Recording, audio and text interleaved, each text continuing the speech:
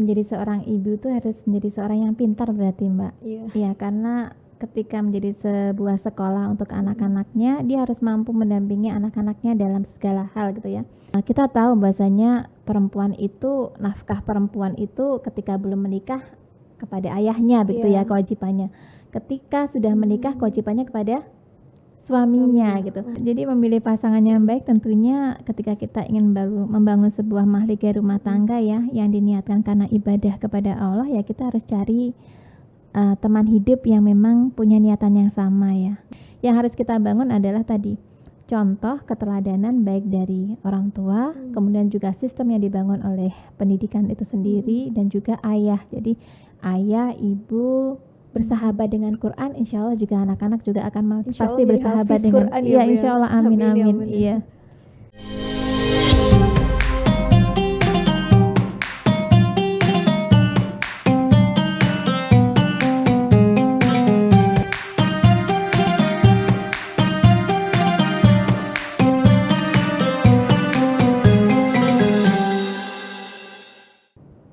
Assalamualaikum warahmatullahi wabarakatuh. Selamat datang di podcast spesial Ramadan Harian Surya Tribun Jatim Network bersama saya Vika Ayu.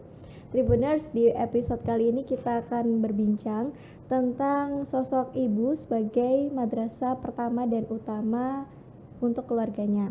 Dan telah hadir di tengah-tengah saya yakni Ibu Tuti Susilawati selaku Wakil Direktur Lembaga Al-Falah Surabaya. Mari kita sapa beliau. Assalamualaikum warahmatullahi wabarakatuh. Waalaikumsalam warahmatullahi wabarakatuh. Bagaimana kabarnya Bu Usi? Alhamdulillah Mbak Vika, sehat.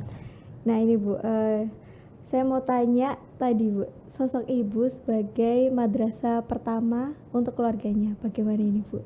Iya, jadi menjadi madrasah ya, menjadi sekolah ya Mbak ya, Masya Allah. Jadi menjadi seorang ibu tuh harus menjadi seorang yang pintar berarti Mbak. Iya, karena ketika menjadi sebuah sekolah untuk anak-anaknya, dia harus mampu mendampingi anak-anaknya dalam segala hal gitu ya. Tidak hanya pelajaran di sekolahan, tapi juga bagaimana anak-anak belajar menyiapkan hidupnya nanti gitu ya. Jadi disiapkan yang sekarang ini, pendidikan sekarang ini adalah akan kita petik hasilnya nanti. 10 tahun yang akan datang, 20 tahun yang akan datang, dan ibu memiliki peran utama gitu ya dalam mendidik anak itu tentunya selain dari peran ayah gitu ya sebagai mitra hidup kita. Begitu. Iya. Dan posisi ibu itu kan dalam Islam tuh punya kedudukan yang tinggi begitu ya Bu, karena perannya tuh banyak Bu, mulai dari mengandung, terus kemudian melahirkan dan membesarkan anak itu sendiri. Lalu bagaimana ini Bu peran seorang ibu untuk madrasah pertama anaknya? Iya, jadi fitrah seorang istri, seorang wanita, seorang ibu itu punya peran yang ganda gitu ya. Makanya kenapa perempuan sering disebut harus multitasking begitu ya, karena banyak hal yang harus dilakukan dalam satu waktu begitu. Dan bagaimana mampu menjadi madrasah yang baik, berarti seorang ibu itu harus mampu membekali dirinya dengan ilmu yang baik gitu ya. Baik itu dengan ilmu agama maupun dengan ilmu-ilmu yang itu bersifat dunia gitu ya. Itu orang tua harus pintar, ibu harus menjadi seorang pembelajar yang baik agar bisa memberikan anak-anaknya edukasi yang edukasi bernilai-nilai kebaikan, ilmu agama dengan pondasi keimanan yang kokoh begitu. Jadi ibu pun harus memahami tentang ilmu Al-Quran, ilmu hadis, kemudian juga ilmu masak, ilmu berteman, bagaimana bergaul, ilmu bagaimana anak-anak itu bisa mencapai prestasinya, ilmu apalagi banyak hal Mbak yang harus kita ajarkan ke anak-anak kita. Iya. Nah lalu bagaimana nih Bu, seorang perempuan untuk mempelajari banyak hal itu tadi agar menjadi ibu yang baik gitu? Iya, jadi perempuan itu dalam hal mencari ilmu, menjadi yang terbaik itu tidak bisa dibeda-bedakan dengan pria. Semuanya punya hak yang sama gitu. Makanya seorang wanita itu harus juga memiliki latar belakang pendidikan yang baik begitu ya. Harus senantiasa berlomba-lomba dalam hal mencari ilmu, menyiapkan diri kita begitu. Sehingga ketika menjadi seorang istri, dia harus bisa menjadi seorang istri yang mampu melayani suaminya, menjadi pendamping partner yang mitra dalam membina keluarga yang baik. Dan syaratnya adalah belajar untuk saat ini begitu. Baik belajar ilmu agama maupun belajar ilmu-ilmu yang lainnya, ilmu sosial begitu. Dan untuk apa ya Bu, mencetak anak-anak yang soleh dan solihah itu kan seorang ibu harus mampu menjalankan kewajiban dan fungsinya di dalam rumah tangga. Lalu bagaimana ya Bu ya seorang ibu tuh supaya waktunya tuh terbagi dengan baik begitu ya Bu, juga harus belajar tapi juga harus mengajarkan kepada anak-anaknya itu seperti apa? Iya, kadang harus bekerja juga ya Mbak.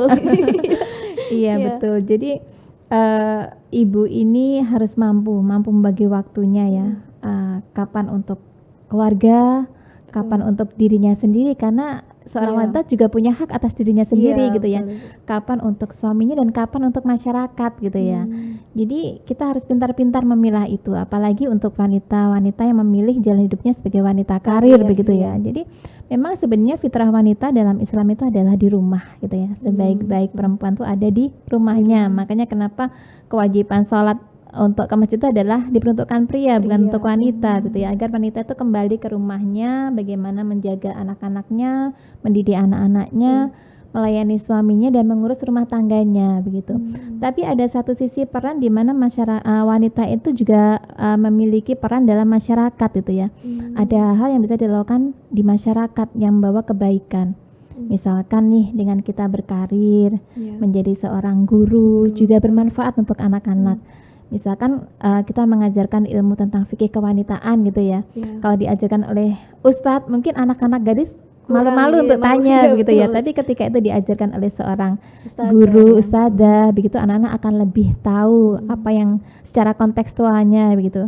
Ketika seorang wanita menjadi dokter gitu ya, mungkin pasiennya yang mengandung kan perempuan begitu kan. Jadi ketika mau konsultasi apa-apa lebih mudah ketika itu ada seorang wanita yang berperan di dalam karir sebagai seorang dokter begitu. Berarti walaupun seorang perempuan tuh fitrahnya di rumah, berarti tapi tidak apa-apa gitu ya Bu untuk memilih menjadi wanita karir ya Bu. Iya, itu tergantung kondisi masing-masing dalam keluarga ya Mbak. Jadi memang karena fitrah kita di rumah, tapi ada kondisi-kondisi tertentu yang kadang wanita tuh mengharuskan dirinya keluar rumah gitu ya. Misalnya kita tahu bahasanya perempuan itu, nafkah perempuan itu ketika belum menikah kepada ayahnya begitu ya kewajibannya. Ketika sudah menikah kewajibannya kepada suaminya gitu. Tapi ada satu kondisi di mana mungkin orang tuanya sudah sepuh, sudah tua, kemudian juga suaminya bisa jadi ada yang sakit ya Mbak ya, ketika pandemi mungkin kena PHK dan sebagainya. Perempuan bisa membantu dalam hal perekonomian keluarga begitu, sehingga wanita dengan keilmuannya, dengan kompetensinya bisa juga berbagi gitu ya, bisa berkiprah dalam masyarakat begitu. Dan tentunya harus ingat batasan-batasan syar'i untuk wanita itu ketika berkarir di luar rumah gitu ya. Jadi tidak boleh ikhtilat dengan laki-laki. Jadi harus bisa membatasi dirinya sesuai dengan syariat begitu. Dan ketika urusan di luar rumah sudah selesai, harus segera kembali ke rumah untuk perempuan. Jadi insya Allah lah wanita itu sesungguhnya dimuliakan oleh Allah ya, sangat dijaga gitu ya. Dan wanita itu bukan tulang punggung ya, tapi tulang rusuk gitu ya. Jadi sebenarnya bukan pencari nafkah utama yang harus keluar rumah, tapi seharusnya wanita itu adalah orang yang harus dilindungi oleh para kaum Hawa ya, kaum Adam ya, kaum Adam iya. Nah, apalagi itu tadi ya Bu ya, sosok perempuan yang berkarir atau ibu yang berkarir begitu, tapi kalau pas juga dia tuh harus menjalankan apa ya Bu, peran-peran di rumah tangganya, sehingga seolah sosok ibu tuh kayak seperti nggak ada istirahatnya nggak sih Bu? Betul. Dan bagaimana ini Bu pasangan ya atau suami dalam memberikan support begitu ya Bu untuk si istri? Betul. Jadi ketika kita membina rumah tangga nih Mbak ya, jadi tipsnya yang pertama adalah memilih pasangan yang tepat dulu nih gitu ya. Pasangan yang tepat yang sama-sama punya niatan untuk membangun rumah tangga karena Allah gitu ya. Jadi ketika kita menghadapi situasi dalam rumah tangga kita yang mengharuskan misalkan istri berkarir di luar gitu ya, ingin berkiprah, ingin berbagi sharing ilmu yang dimilikinya untuk kemaslahatan umat begitu, harus ada sinergi dengan pasangan hidup dengan suami gitu ya.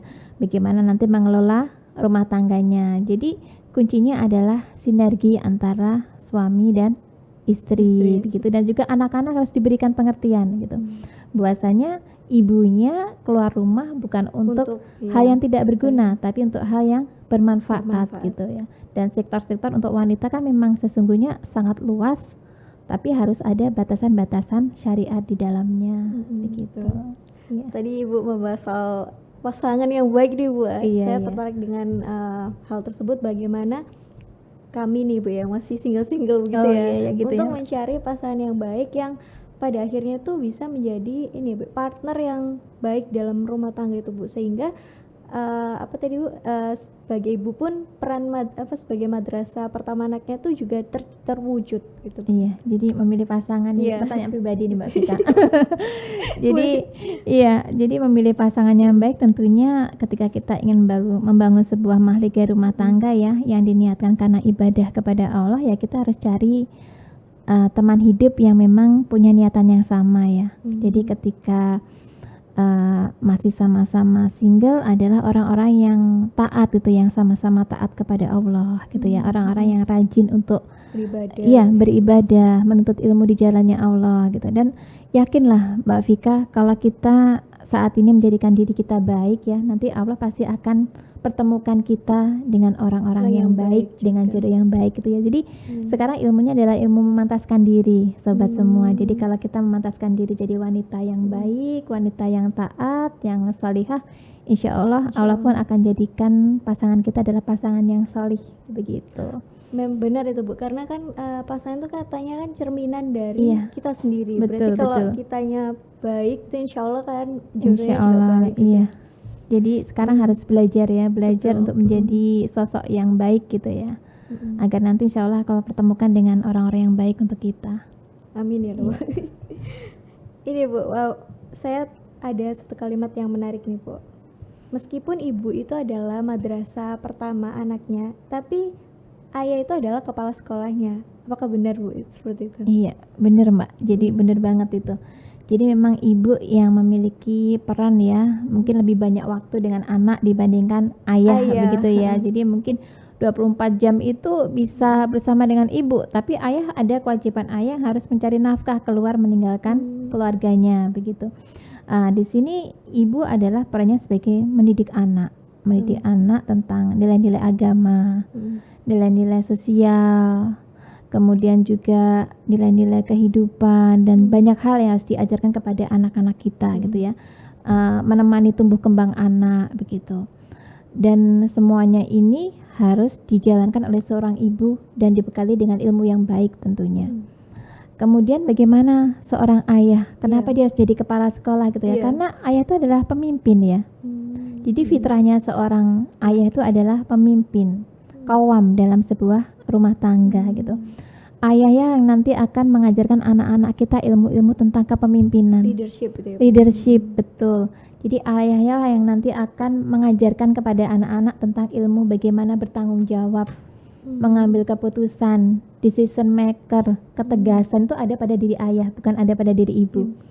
Jadi ayah pula lah nanti yang akan mengajarkan tentang kasih sayang Mbak. Ketika seorang ayah memperlakukan seorang ibu, seorang istri dengan baik, itu nanti juga akan terinternalisasi dalam diri anak. Oh, ketika nanti saya berumah tangga, saya juga akan melakukan keluarga saya seperti itu, pasangan saya seperti itu. Contoh ayahnya. Ya, contoh ayah yang baik itu seperti itu. Jadi memang sebagai seorang kepala sekolah, sebagai seorang decision maker ya, biasanya kalau kepala sekolah itu pengambil keputusan, itu memang fitrah ada di laki-laki gitu, dan itu harus dicontohkan oleh seorang ayah. Jadi peran pendidikan untuk seorang ayah itu sangat vital gitu ya, selain ibu. Jadi dua-duanya itu adalah mitra sesungguhnya. Jadi salah kalau pendidikan itu urusan ibu, tapi kalau ayah hanya mencari nafkah, tidak seperti itu. Iya, tapi dua-duanya adalah mitra dalam mendidik anak begitu. Berarti kalau misalkan ibu seorang ayah pulang bekerja itu bisa ya Bu ya disempatkan waktunya untuk harus Mbak. Harus ya Bu. Jadi harus membangun bonding kepada putra-putrinya, bagaimana bonding dengan anak-anak sehingga kedekatan hati antara seorang ayah dan anak-anak itu bisa tercapai begitu. Dan ini Bu, tadi kan kalau sosok ibu itu kan sebagai madrasah pertama anaknya. Dan kalau ini Bu, kalau seorang pendidik itu bagaimana kan ibu kan seorang pendidik gitu ya, dan bagaimana ibu membagi waktu untuk menjadi ibu di rumah dan untuk menjadi ibu dari anak-anak di sekolah. Ya, Masya Allah. Jadi membagi waktu ini adalah sesuatu yang berat ya. Berat, betul. Apalagi Tanggung jawabnya ketika luar kita biasa. memilih berkarir begitu ya. Jadi kita memang harus punya planning, Mbak. Harus punya planning dalam membangun rumah tangga kita begitu ya. Jadi mulai dari kita bangun pagi hingga kita nanti akan beristirahat lagi gitu ya. Kita harus punya namanya schedule waktu ya.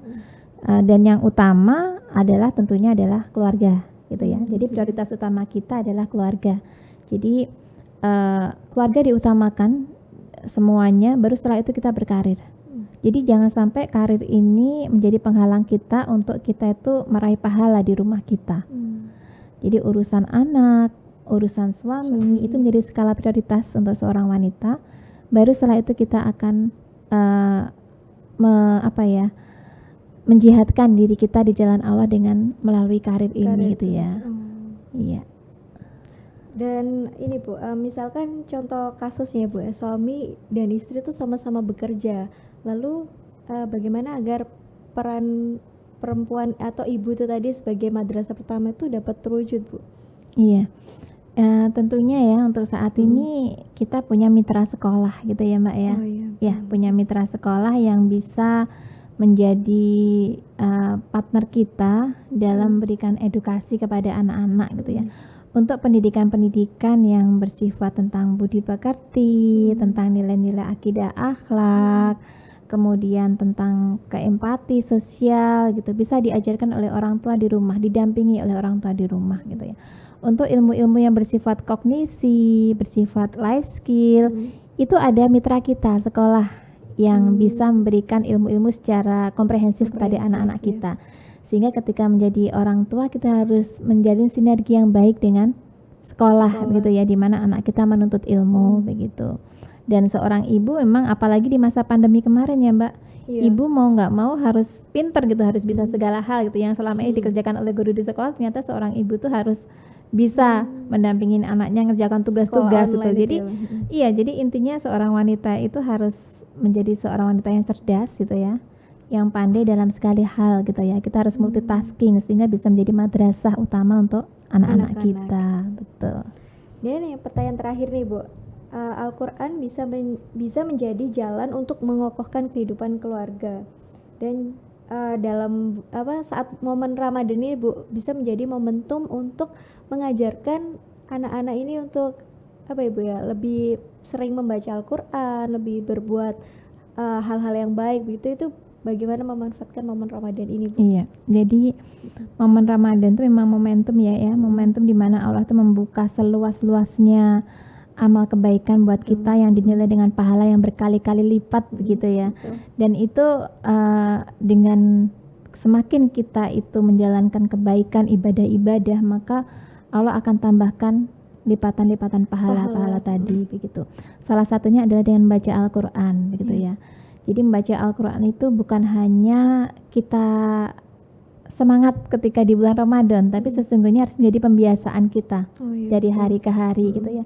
Jadi rutinitas kita dalam murojaah, bertadarus Quran tiap hari itu menjadi habit dalam keluarga gitu. Misalkan ketika habis maghrib ini ya, kalau di sekolah kami itu ada gerakan ngaji Mbak, gerakan ngaji itu yang dilakukan habis maghrib sampai isya begitu. Jadi ada kelas-kelas yang dimana guru-guru kami tuh hadir di rumah untuk ngaji bersama anak-anak. Dan kadang didampingi oleh orang tua juga, agar anak-anak itu punya keistiqomahan dalam bertadarus Al-Quran begitu. Kemudian untuk di Ramadan ini ada kegiatan-kegiatan yang ini ya, membaca Al-Quran bersama, tadarus bersama, kemudian juga nuzulul Quran.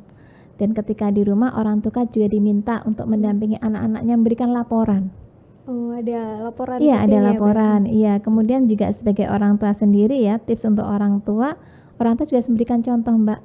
Jadi orang tua harus juga dekat dengan Quran ya, agar anak-anaknya ketika melihat ibunya dekat dengan Quran, pasti anak-anaknya juga akan mengikuti gitu ya, karena ibu adalah teladan untuk anak-anak begitu. Jadi yang harus kita bangun adalah tadi contoh keteladanan baik dari orang tua, kemudian juga sistem yang dibangun oleh pendidikan itu sendiri dan juga ayah. Jadi ayah, ibu bersahabat dengan Quran, insya Allah juga anak-anak juga akan Insya pasti Allah jadi bersahabat hafiz dengan Quran ya, iya Bu, ya. insya Allah amin Amin, ya amin amin. iya. Dan terakhir ini Bu ya, bagaimana cara mengenalkan anak-anak ini puasa gitu ya Bu? Misalkan anak-anak melihat ayah dan ibunya berpuasanya tuh selalu full gitu ya Bu ya, atau kalau perempuan mungkin ada halangan sehingga tidak bisa full ya Bu puasanya. Tapi bagaimana cara ayah dan ibu mengenalkan nilai-nilai puasa ini kepada anak-anaknya? Iya, jadi apa ya, orang tua itu ketika mau menyuruh harus memberikan contoh dan juga memberikan ilmu kepada anak-anak gitu kan. Apa sih manfaatnya puasa untuk diri kita, untuk diri kalian begitu ya anak-anak begitu. Jadi memberikan faidah puasa itu seperti apa, keutamaan puasa itu apa, nanti pahala apa yang akan Allah berikan kepada kita ketika kita istiqomah berpuasa.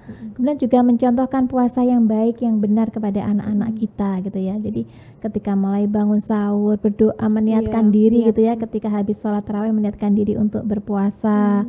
Kemudian bangun sahur bersama. Dan semuanya dijalani dengan kebahagiaan, dibuat dalam suasana Ramadan ceria.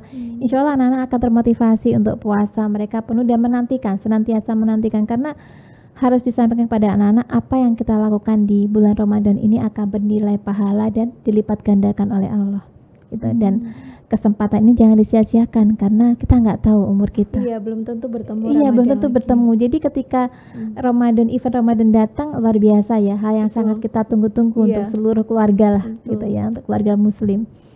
Mungkin bisa diberikan reward begitu. Iya betul, reward itu yang penting Mbak ya. Jadi reward tidak harus uang, tidak harus coklat, tidak harus THR gitu ya. Tapi reward bisa berupa pujian kepada anak-anak kita gitu ya.